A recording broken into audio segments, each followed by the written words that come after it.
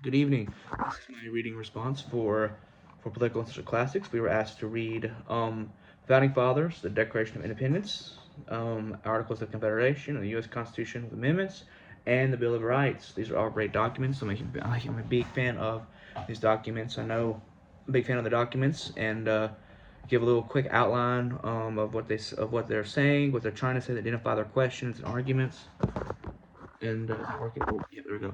And to summarize real quick, their main purpose is they're political documents, they're Constitution of the United States, so they're for our nation, but they're also philosophical. They're not narratives, they're not essays. They are documents. So the author primarily by the founding fathers, Thomas Jefferson, Madison, Alexander Hamilton, and others, of course. And it was written around the 18th century during and after the American Revolution. The Declaration of Independence was written to justify separation from British people, from the British rule because of their taxation, that representation. They were taking money and then just spending it on King George and the British, and they were getting none of that money back. None of that was going to them. And they didn't like that. So that's what the Declaration of Independence is, separating them, justifying why there's separation from the British, why King George is a tyrant. And the articles come around in 1781 after the American Revolution. It established the first national government. It's really good. It does not promote a strong central government. And for that, and the Constitution comes back with replaces the article in 1787, which replaces the Articles of Confederation with a very strong federal government, which I am not for. I'm for the Constitution, of course, but I'm not for a strong federal government. And then, of course, a few years after that, in 1791, the Bill of Rights comes around to protect individual liberties against things like government outreach. Their style, again, formal, legal, principled. They appeal to reason.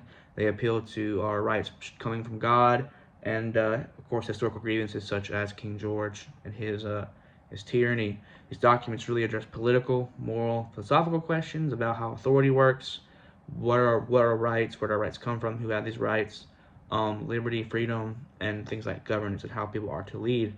Um, kind of questions being asked are what type of government is legitimate, what type of government is legitimate, should be followed.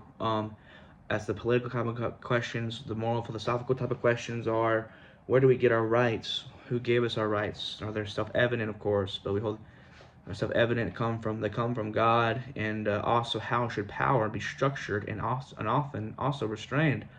So major claim of arguments are for the Declaration of Independence is government exists to secure natural rights, and legitimate authority comes from the consent of the governed. So that means that the people who are being governed, that those who are in the role of authority, their authority comes from the people, not from themselves, not from bloodline, not from what they want to claim, divine appointments. No, and also tyranny justifies revolution. My phone. Okay, and get on to the Articles of Confederation. After the Declaration of Independence, it makes sovereignty belongs primarily to the state, so each state makes its own decision, but has a weak central government, but which just struggles to preserve liberty.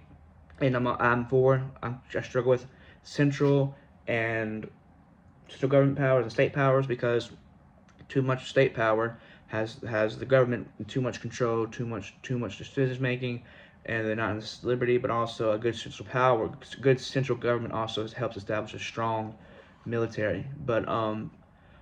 So that's the Articles of Confederation. That's what. But the Constitution is a stronger document, stronger in the sense of strong federal government. They argue is necessary for stability and justice. I agree somewhat, and their separation of powers, checks and balances, prevent tyranny.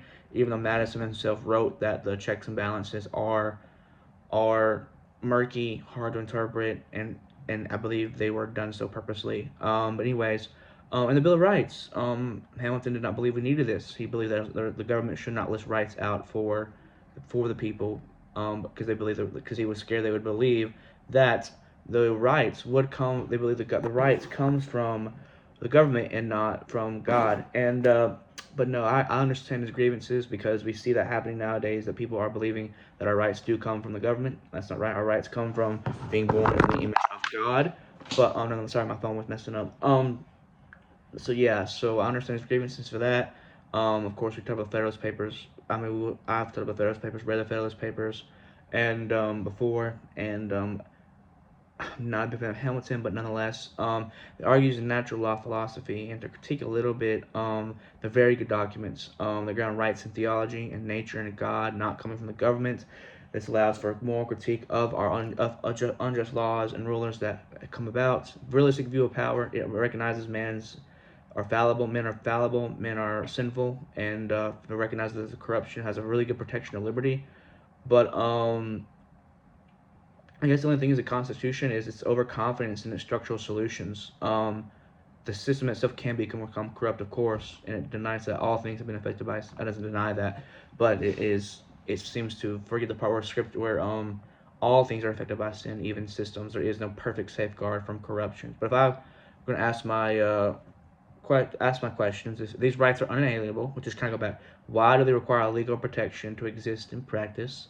And can a constitutional system survive if the moral beliefs that originally supported it collapse? Thank you.